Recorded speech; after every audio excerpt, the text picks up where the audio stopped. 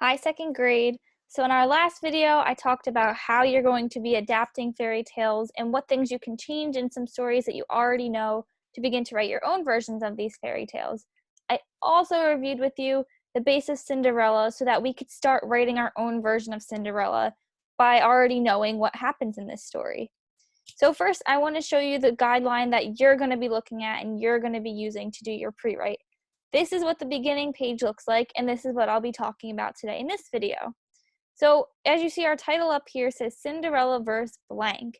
So I want you to write after that verse whatever your main character's name is, or whatever you think the purpose of your story is, because this pre-write's going to be explaining how your story is different than Cinderella. So this is what your beginning page is going to look like. I have some sentence starters on here for you guys to use.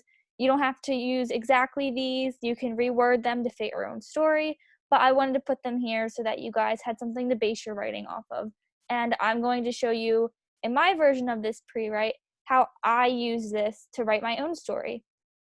So this is what your page looks like, and you can fill in the blanks, or like I said, you can write your own sentences to get these points across. So this is your beginning page. Name your hero, name your setting, name your hero's goal, and then name your villains. That's all you really need to do to get the beginning of your story going. Now I'm going to scroll down to my version of this pre-write. So I wanted to show you guys how I could write my own fairy tale based off some of the things that are going on right now. I wanted this story to not only be modern, but to be relevant to us and to myself as I wrote this.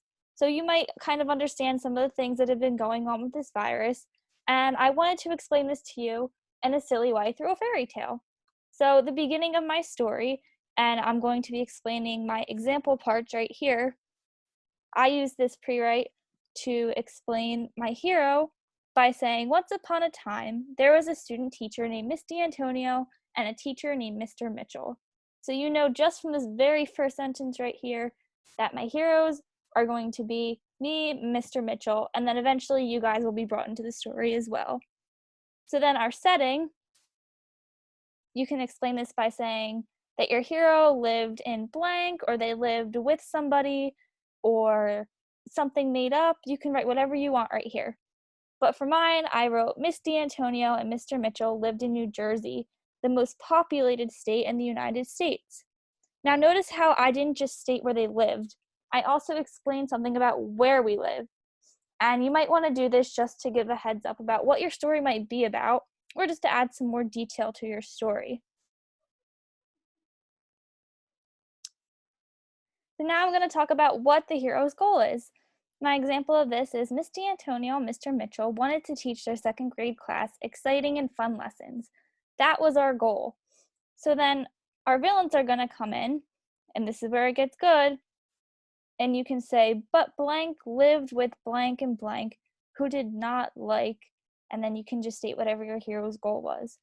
So my example of this would be, but Miss D'Antonio and Mr. Mitchell lived in a country that had a terrible virus who did not like people gathering together. Now this is the beginning of my pre-write, and this is the beginning of my story. So in my next video, I'm going to explain how you could take this pre-write to begin the middle section of your story.